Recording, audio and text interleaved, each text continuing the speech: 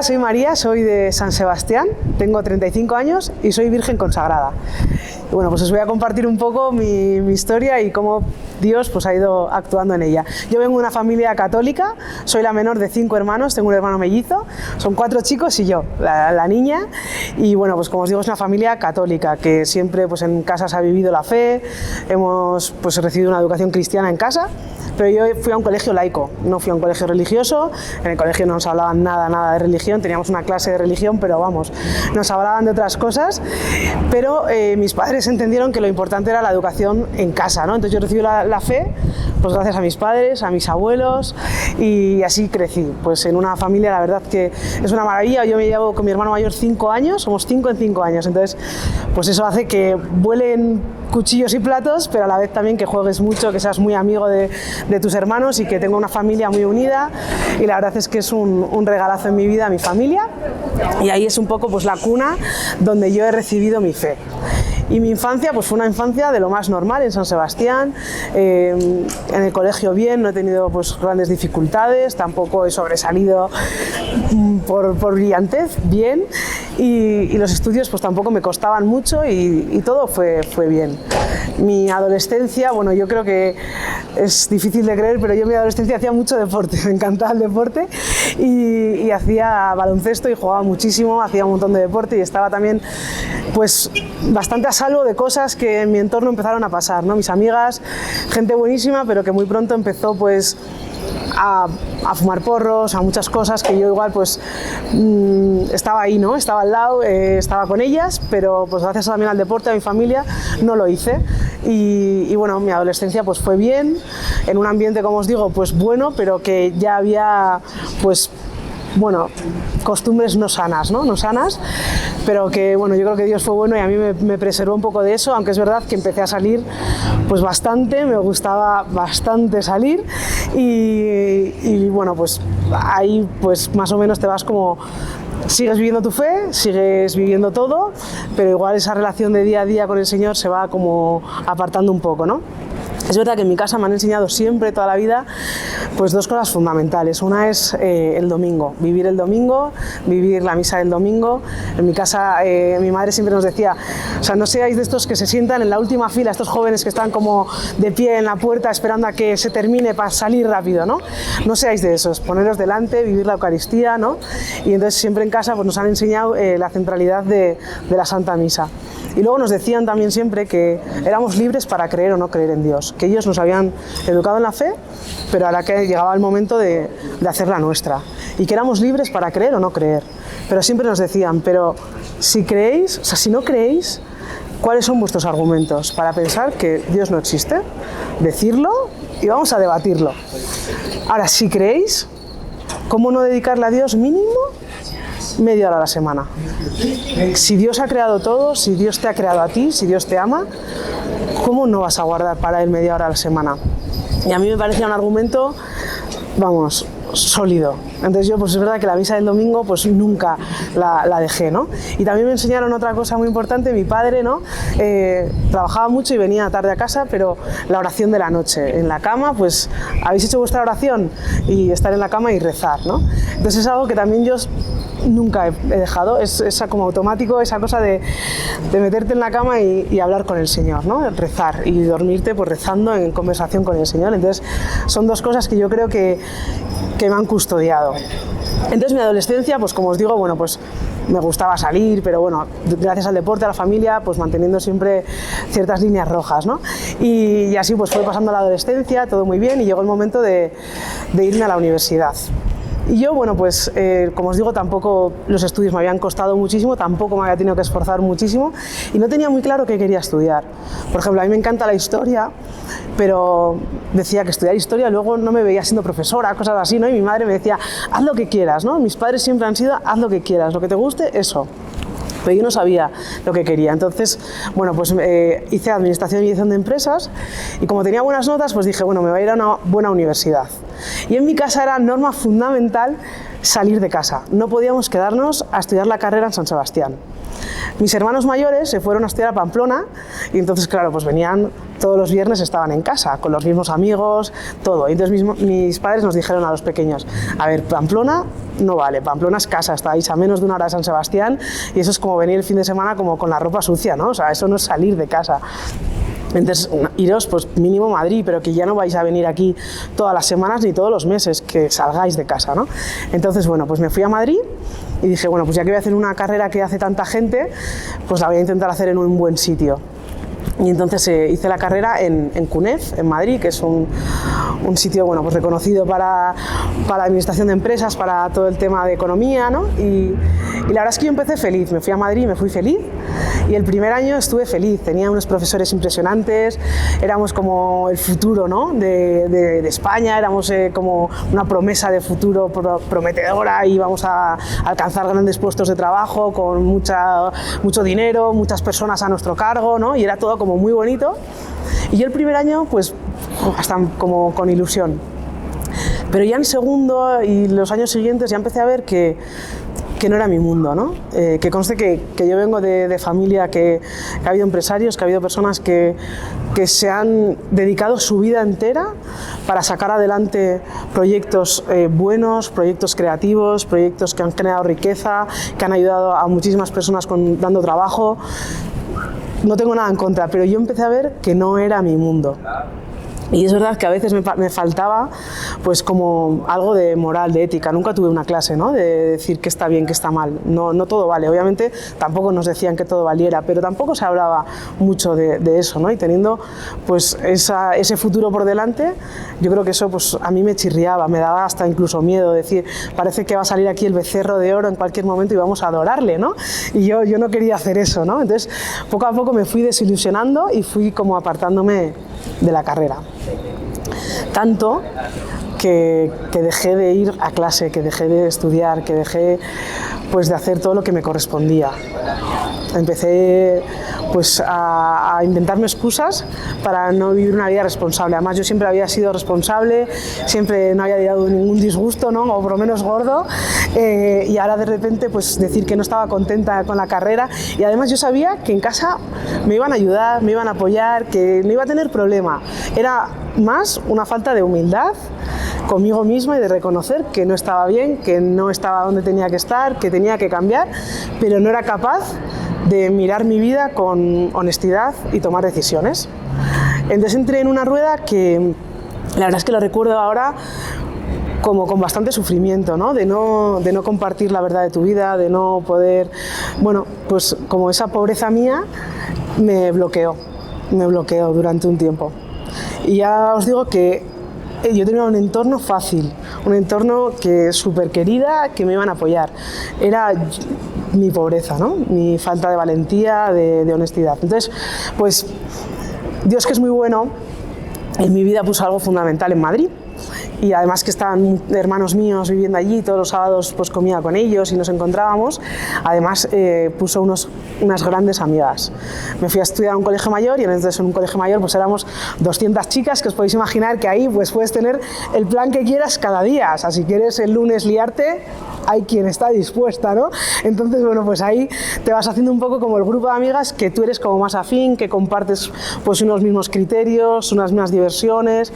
Y entonces pues tuve un regalazo, que es un grupazo de amigas que íbamos juntas a misa los domingos, que estudiaban, que eran responsables, pero que a la vez eran divertidas, que salíamos de fiesta, pero sin sobrepasar unas líneas rojas que sabíamos que no estaban bien, que cuando veíamos que alguna no estaba bien, pues nos apoyábamos. Entonces a mí Dios pues me custodia también a través de esas amigas, ¿no?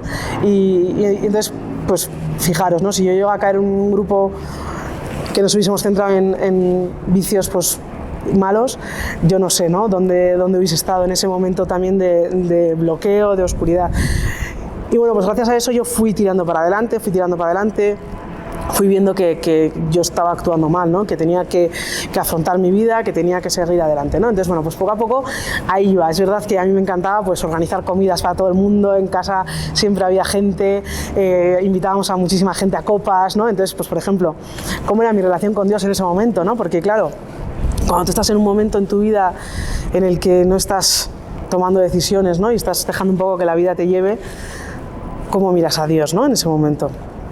Y a mí me costaba mirarle, y me costaba hasta incluso esa oración de la noche, que la he hecho desde pequeña y que la hago con naturalidad, pues me costaba mirar al Señor, ¿no? Ahora, eso sí, si en unas copas salía el tema de la iglesia, ahí estaba María para defender todo lo que hubiera que defender, ¿no? Pero luego en la intimidad estaba lejos del Señor. Estaba lejos del Señor, tampoco le quería escuchar, creo. No lo sé. Me costaba. Pero, como os digo, pues sin dejar lo mínimo. La misa nunca, la oración de la noche nunca. Pobre, sí, pero con pocas palabras, con poquísimas, con vergüenza, sí, pero ahí estaba, ¿no?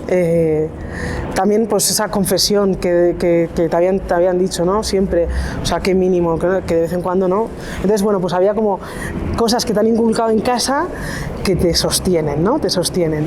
Y así fue avanzando pues un poco esos años en Madrid. La verdad es que feliz con las amigas, con mis hermanos, con muchas cosas, pero con oscuridades, ¿no? Así estaba un poco yo, hasta que un día mis padres nos mandan un mensaje a los 5 hermanos y nos dicen: a quien quiera le invitamos a un viaje a Tierra Santa.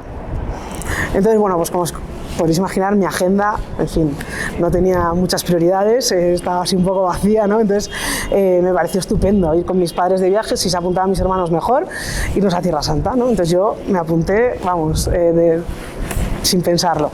Mis hermanos no pudieron venir, entonces me fui con mis padres con una peregrinación con la diócesis de San Sebastián. Yo estaba en Madrid, pero nos fuimos con la diócesis de San Sebastián, que era donde vivían mis padres. Y bueno, pues el Señor es así, ¿no? Y entonces fue un regalazo impresionante. Descubrí varias cosas en esta peregrinación que creo que me cambiaron la vida. Voy a ir como cronológicamente, ¿no? Pero la primera es, ya desde que llegas al aeropuerto, ver sacerdotes jóvenes, sacerdotes que estaban a disposición de todo el mundo, ayudando a todo el mundo. Ahí había personas con unas maletas que yo decía, esta mujer pensaba que alguien se la iba a llevar, porque ella no podía llevarla 7 días, ¿no? Y ahí estaban los sacerdotes para ayudarle, para montar todos los días, ¿no? Y cómo estaban a disposición de todo el mundo las 24 horas de la peregrinación, ¿no? Y yo, para mí fue algo como, no sabía que en San Sebastián había eso, como que no lo había vivido, porque yo pues conocía al sacerdote que me había dado la primera comunión, que me había, pues no, pues en catequesis, pero yo no tenía una relación con la parroquia, no tenía una relación como personal con ningún sacerdote.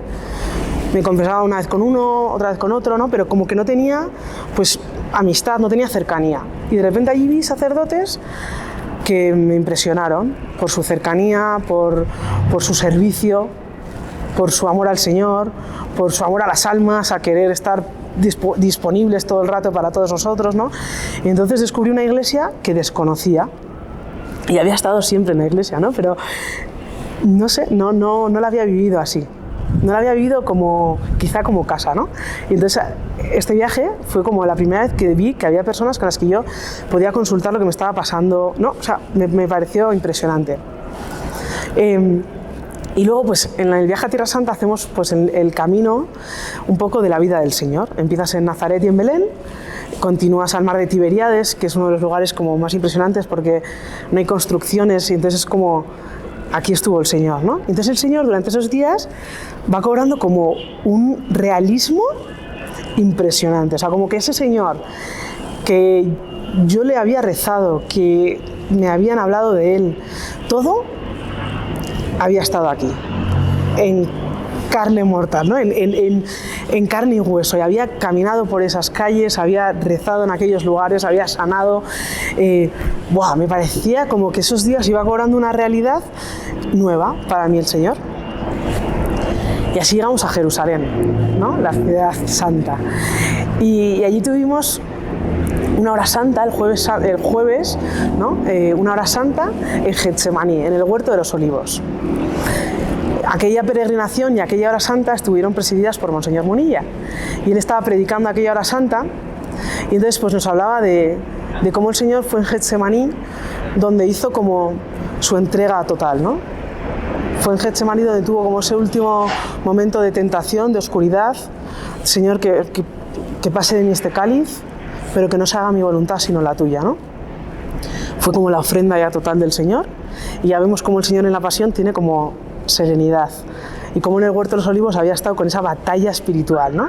Y cómo hace esa ofrenda y cómo el Señor se entrega por todos.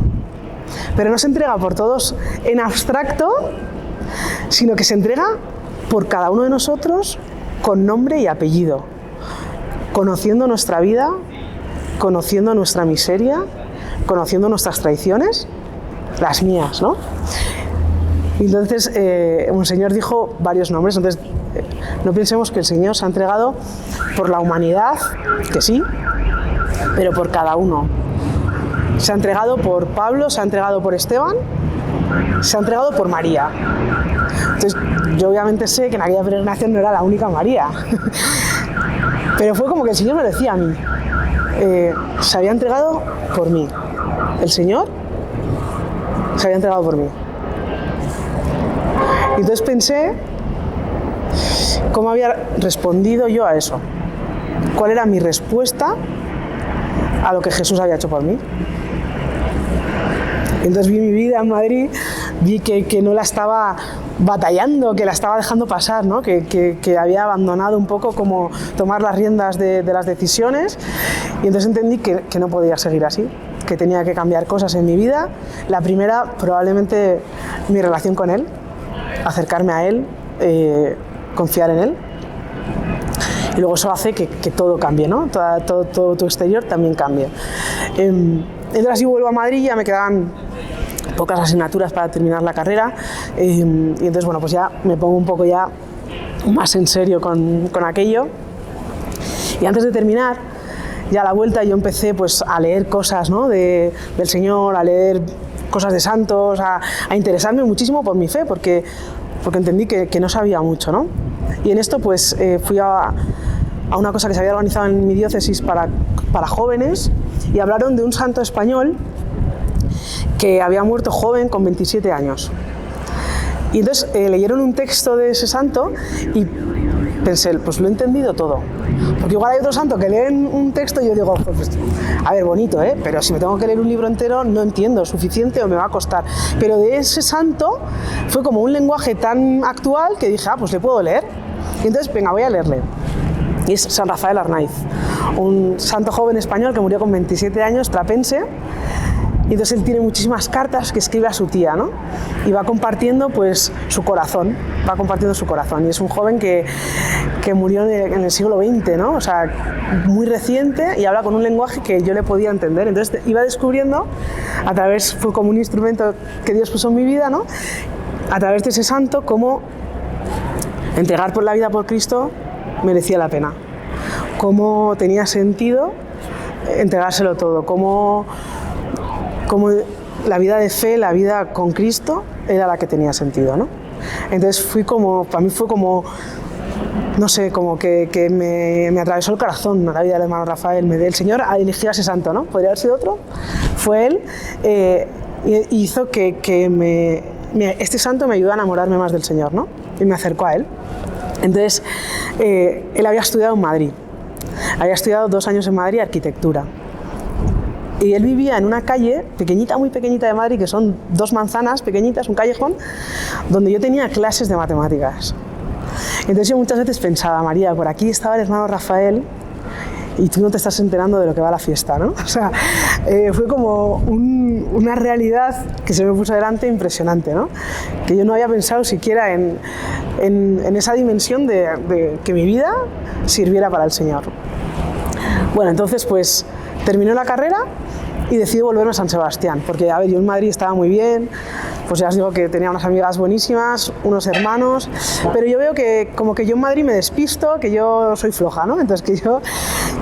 y luego pues que en San Sebastián hacían falta manos, que hacía falta pues también comprometerse allí, ¿no? Entonces vuelvo a San Sebastián y ya empiezo pues directamente, lo primero que hago es pues apuntarme en Cáritas a dar pues desayunos a las 8 de la mañana a las personas de la calle. Empiezo a hacer como cosas de voluntariado, por ejemplo, algo que ha sido fundamental y vais a ver, ¿no?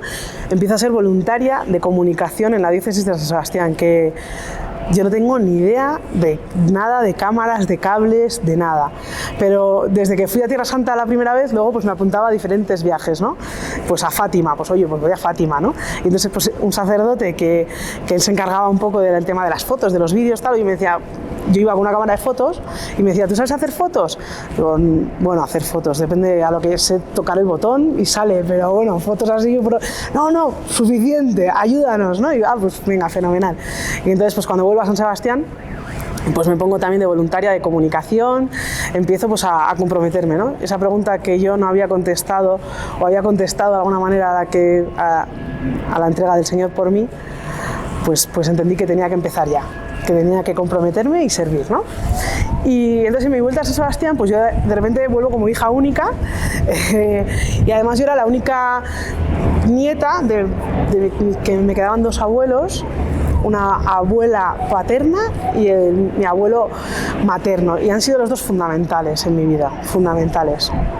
Mi abuela vivía en el piso al lado, estábamos todos los sábados, por supuesto, íbamos a su casa y mil cosas que hacíamos con ella, ¿no? Y mi abuelo, desde que enviudó, que yo tenía 9 años, nos venía a recoger al colegio, nos llevaba a casa y comía con nosotros. O sea, que han sido unos abuelos súper presentes en mi casa, ¿no? Entonces yo vuelvo a San Sebastián y soy la única nieta que queda allí. De manera que, claro, pues hay que cuidar a mis abuelos. Mis abuelos empiezan a enfermar, eran mayores, y empiezan a estar enfermos. Y hay que cuidarles y hay que estar con ellos. Y entonces, claro, pues mis amigas de San Sebastián que seguían pues saliendo lo más grande, ¿no? Y que a mí me gustaba, yo disfrutaba y salía siempre y me ha gustado mucho la fiesta, la verdad. Pero había veces que había noches que yo sabía que mi abuela estaba sola, que mi abuelo estaba enfermo, que había que estar en el hospital, que muchas cosas. Entonces, pues yo creo que el Señor también me ayuda a través de la enfermedad de mis abuelos a muchas cosas. Una, pues a entender que me tenía que comprometer en cosas importantes, ¿no? Que no podía ser que las diversiones me estuviesen despistando de lo importante. Y luego la fe de mis abuelos, claro, ver dos personas que se están enfrentando a la muerte cara a cara, que la ven ya, está ahí, viene, porque hay veces que igual nos sorprende, pero en casa de mis abuelos era paulatino, poco a poco, prepararse para morir. Y eso, pues con mis 24 años de aquel entonces, pues me impactaba. Ver la enfermedad, tener que ayudar a mis abuelos en cosas que yo, pues la primera vez te dan como, no puede ser que yo tenga que estar haciendo esto a mis abuelos, no. Y sin embargo luego, qué regalazo ha sido cuidar a mis abuelos, ha sido de los mayores regalos que me ha hecho el Señor. Y ver a mis abuelos rezar. Por ejemplo, siempre recuerdo una anécdota que me viví con mi abuela, que mi hermano mayor estaba esperando una niña y entonces mi abuela estaba ya muy mala, sabíamos que le quedaba poco tiempo y entonces mi hermano me escribe, ¿estás con la mamá? Y te llamo.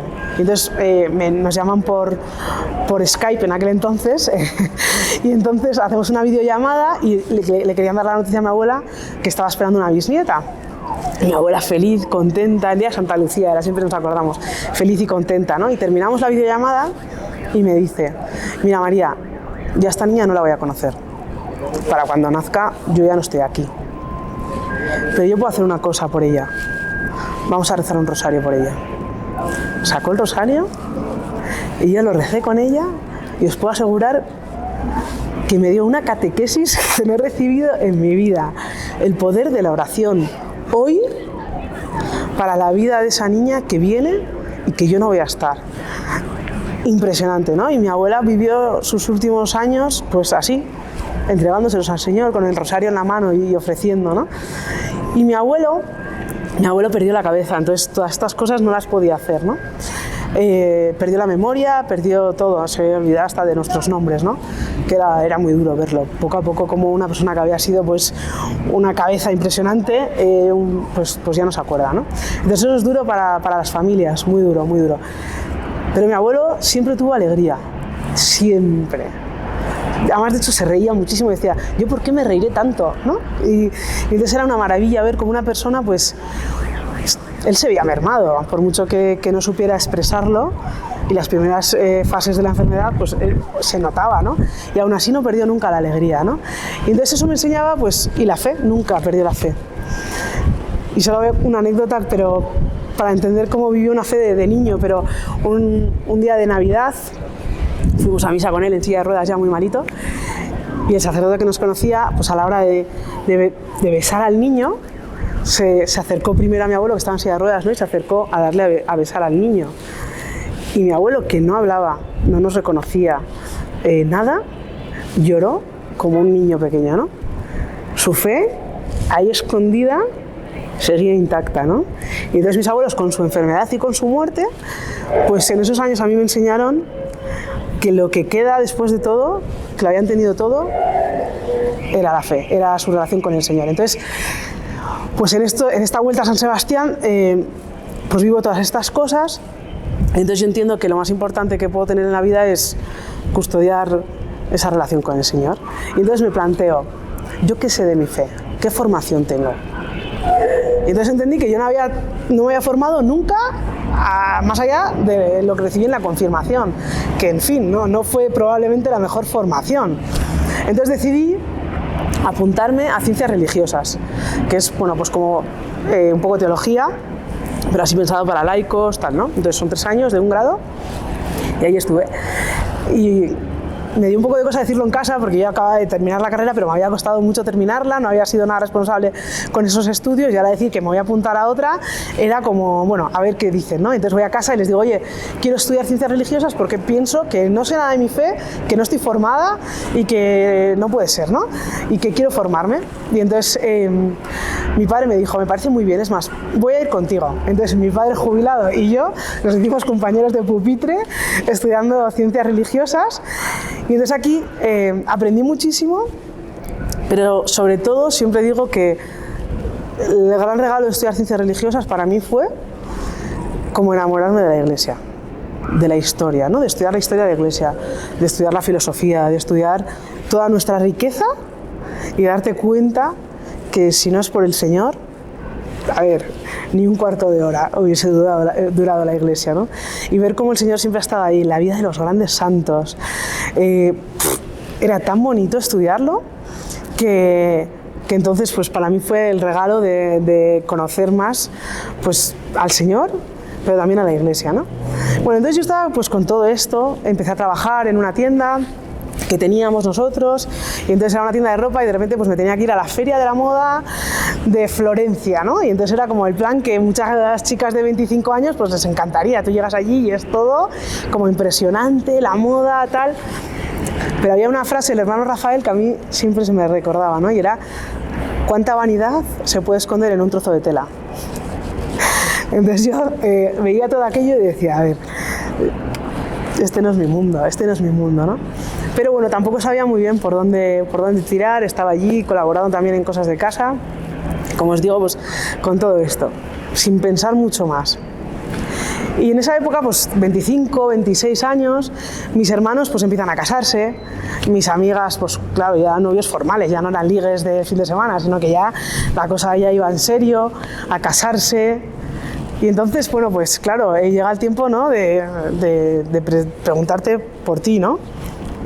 Y entonces yo pues había salido con algún chico algún tiempo, pero siempre corto, tampoco, yo diría que nunca me he enamorado así como, ¿no?, de pues qué majo, qué bien, pero si esto es todo, pues no, ¿no? Entonces las relaciones que fueron así como no muy importantes, y entonces me he dado cuenta también que yo tenía amigas que estaban solteras y que su semana giraba en torno a salir para conocer a alguien, ¿no? O ir a tal sitio porque voy a conocer a lo que fuese, ¿no? Y yo me he dado cuenta que es que no me despertaba ningún interés. O sea, que es que nada. Entonces empecé a pensar que aquello que igual tampoco era normal, porque con la edad que tenía, pues que también ya el tema del matrimonio tal, pues ya estaba ahí, ¿no? Pero la realidad, siendo honesta, es que no me interesaba mucho. Decía, siempre pensaba, bueno, esto es porque no ha aparecido esa persona, ¿no? El día que me enamore, que aparezca, oye, pues fenomenal. Hasta entonces no me voy a estar rayando con este tema. Ya está, en manos de Dios, ¿no? Pero un día me hicieron una pregunta. el sacerdote con el que yo trabajaba en comunicación, que yo muchas veces empecé, fijaros, iba a grabar misas los domingos, y el domingo es un día duro, porque llevas de fiesta 3 días, entonces llegas el domingo a grabar la fiesta, a grabar la misa, y yo tengo un don maravilloso que Dios me ha dado, y es que cuando salgo de fiesta, al día siguiente estoy afónica. No lo puedo disimular, entonces yo llegaba a grabar la misa, y entonces el sacerdote me miraba y decía, no será verdad. Y yo decía, sí, pero hablamos otro día, ¿sabes? O sea, hoy no estoy O sea, terrible. Poco a poco esto ya también lo fui como diciendo, a ver, esto no es coherente con mi vida, y el Señor me fue ahí como purificando en darme cuenta que no era coherente, y que yo a las 5 de la mañana era la misma hija amada de Dios que a las 9 de la mañana. Entonces siempre me acuerdo mi último día de fiesta. No quiere decir que ahora yo no salga a cenar, pero de esa fiesta sin sentido, por rellenar una noche. Era un cumpleaños mío y ya llevaba algún tiempo sin salir porque ya me chirriaba un poco, así como salir porque sí, a agarrarnos una borrachera y cerrar el garito, ¿no? O sea, ya me parecía como que ya eso no iba conmigo. Pero mis amigas, oye María, tienes que salir, es tu cumpleaños, además mi cumpleaños suele coincidir con carnaval, y venga tal, no sé cuántos, y bueno, venga, vale, hacemos una fiesta. Y entonces me acuerdo que, pues eso, me dieron las 5 o 6 de la mañana con copas encima, y me vi con una copa en la mano, con un collar de hawaiana, con un ukelele, con un sombrero y unas gafas de sol, y en aquella discoteca pensé, Señor, ¿tú quieres esto de mí? Entonces me di cuenta que no, o sea, que el Señor no, o sea, me puedo divertir todo, pero que hay cosas, hay un punto de la noche en la que ya, mira, ¿no? O sea, perdemos cosas por el camino que no merecía la pena. Y entonces, pues estaba en esas, ¿no? Y ya iba empezando a cambiar mi vida hasta que una vez este sacerdote con el que yo era voluntaria de comunicación me dice, mira María, yo no sé, no hablaba con él, ¿vale? No hablaba mucho, éramos muy amigos, pero así de cosas importantes a mí me da bastante vergüenza hablar, aunque ahora esté aquí ante una cámara, pero la verdad es esa, ¿no? Y entonces me dice este sacerdote, bueno María, yo no sé mucho, ¿no? Pero ¿tú no crees que a ti Dios te puede llamar a algo más? O sea, pensé que se había dado un golpe, que no, o sea, que no podía ser, que para nada. Nunca en mi vida me había hecho esa pregunta, pero estaba hecha. Entonces yo iba viendo que efectivamente el tema del matrimonio, que podía ser que Dios no me llamara al matrimonio, que ya me daba vértigo, siquiera el hecho de tener que pensar, ¿no?, en otra cosa, pero que podía ser que me pudiera llamar a algo más, a una vocación distinta, a una entrega total. Pero bueno, yo soy experta en dejar las cosas ahí en stand-by, ¿no? Entonces esta también la dejé ahí. Y dije, bueno, mira, este se ha dado un golpe, tú no hagas mucho caso, no te rayes, no pienses en esto mucho, ¿no? Y lo dejé ahí un poco aparcado. Pero bueno, es verdad que en la oración, cuando hacías ratos de estar con el Señor, era una pregunta como que se iba repitiendo, ¿no? Se iba repitiendo. Ahí estaba. Entonces yo había empezado ya a ir a misa diaria desde el año 2015 porque hice una peregrinación a Fátima. Entonces, pues 7 días de peregrinación, vas a misa todos los días, y ahora llego a San Sebastián y no voy, no me parecía que tenía sentido. Si yo, vamos, tenemos misa cada media hora, o sea, ¿qué excusa tengo para no celebrar la Eucaristía, ¿no? Y encontrarme con Cristo cada día en la Eucaristía? Y entonces yo iba a misa diaria en la Catedral del Buen Pastor, y me encontraba siempre con una chica que yo no le conocía mucho, pero pues de esto que te conoces de misa, oh, adiós, adiós, hola, hola, ¿qué tal, tal? Bueno, muchos amigos en común, y entonces ella siempre era muy simpática, me decía, María, yo me pongo contigo, ¿no? Entonces éramos pues compañeras de banco. Y entonces estaba yo fuera de San Sebastián y me mandan un mensaje y me dicen, María, reza porque Chuneta está muy mal, le ha dado un derrame cerebral y se muere. Y me acuerdo que me impresionó muchísimo porque ya había estado viviendo la enfermedad de mis abuelos y era natural, tenían una edad pues muy avanzada, su enfermedad, pues ahí van, vale. Pero que una chica, madre de familia, de un día para otro no esté, me impactó. Ya había estado con ella hacía 2 días y ahora estaba en la UCI y lo más probable era que se muriera, y se murió. Entonces pensé que claro, que esa hora nos llega en cualquier momento, que no tenemos que estar esperando a tomar las decisiones más adelante porque tenemos tiempo. Ese día me di cuenta que mi tiempo era hoy. Y entonces entendí que había una pregunta que a mí se me estaba haciendo y que yo no estaba contestando. Y era que el Señor me estaba preguntando, ¿no? Si me quería entregar a Él, si quería ser toda de Él, si quería que mi vida fuese para Él.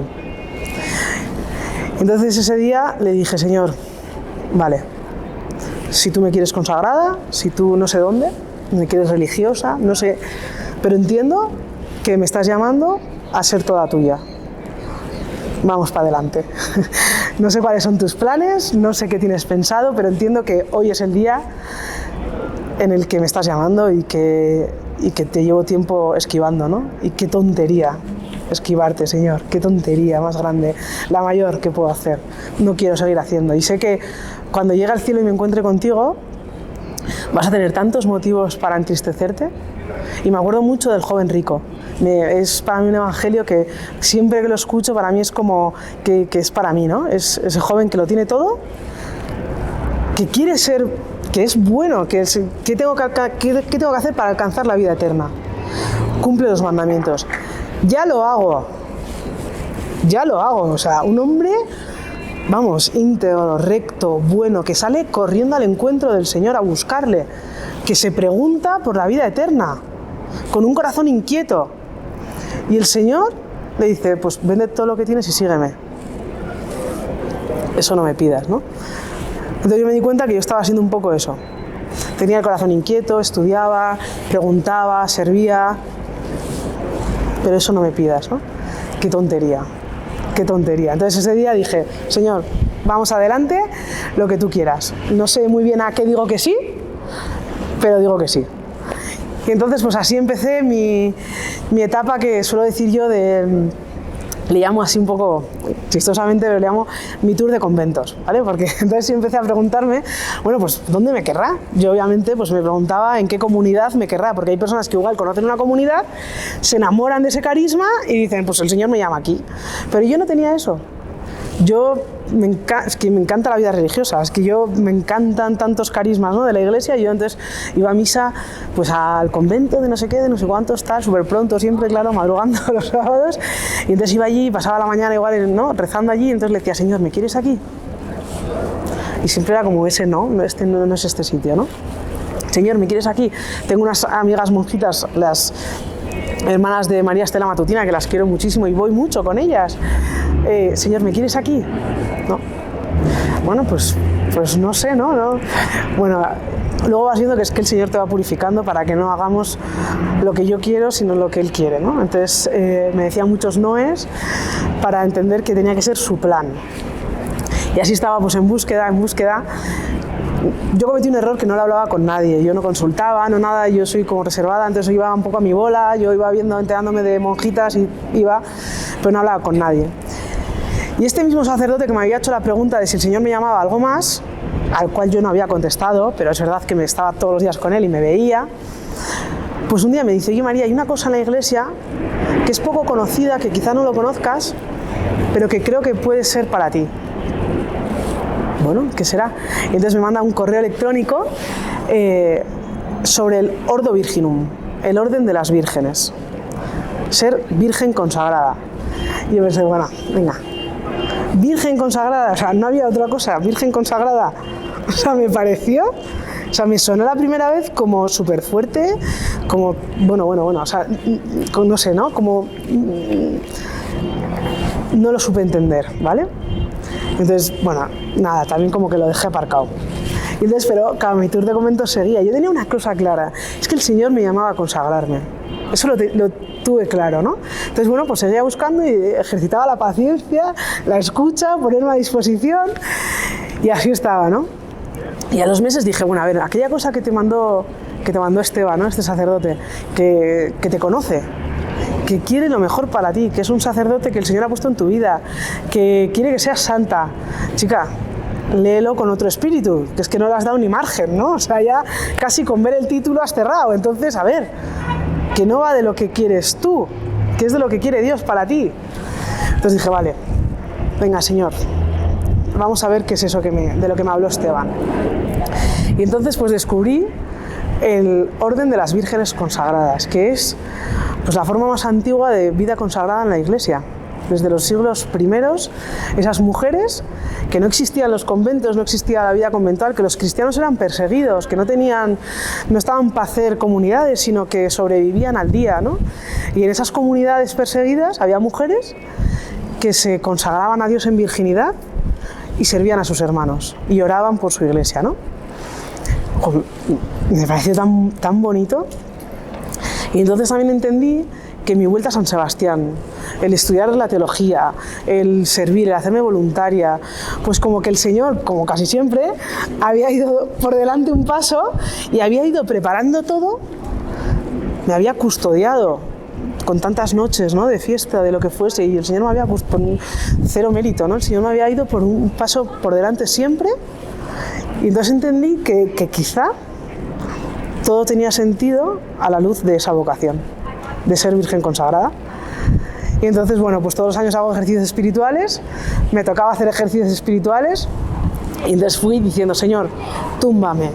Tú sabes que yo para tomar decisiones importantes me cuesta. Tú sabes que soy miedica, que me cuesta confiar, que tantas cosas, toda mi miseria, tú la conoces, ¿no? Y además a mí me daba miedo porque, claro, cuando una persona, si yo, María, que soy una impresentable, ¿no?, si yo hago cualquier calamidad, pues, joder, hay que ver, María, vaya tiparraca, pues es verdad. Ahora, si lo hago como virgen consagrada, hay que ver la iglesia. Y a mí pues te da miedo, ¿no? Cuando te empiezas a plantear una vocación así consagrada, ¿no? Pues te da miedo porque conoces pues tu debilidad y entonces conoces que igual pues a ver si vas a hacer más daño, ¿no? Pero dices: mira, si el Señor te llama, Señor, encárgate tú de que mi vida pues no sea para dañar a nadie ni a la iglesia ni nada, ¿no? Sino para ser luz. Entonces me fui a aquellos ejercicios diciendo: bueno, Señor, túmbame. Es decir, déjamelo claro, por favor. Yo, si lo veo claro, voy con ello. Digo que sí y voy. Y así fue. Pues cuando pides también, el Señor te da las luces suficientes para entender que así era, ¿no?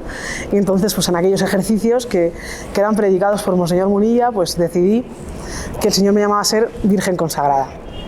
Entonces, bueno, pues hablé con Esteban, con el sacerdote que me había hablado del Ordo Virginum, se lo dije y me dijo: bueno, pues lo primero que tienes que hacer es hablar con tu obispo, y porque la Iglesia tiene que discernir también.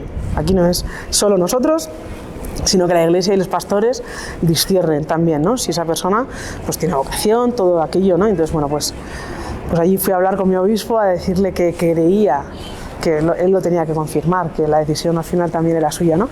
Pero que creía que el Señor me llamaba a ser virgen consagrada en la diócesis de San Sebastián.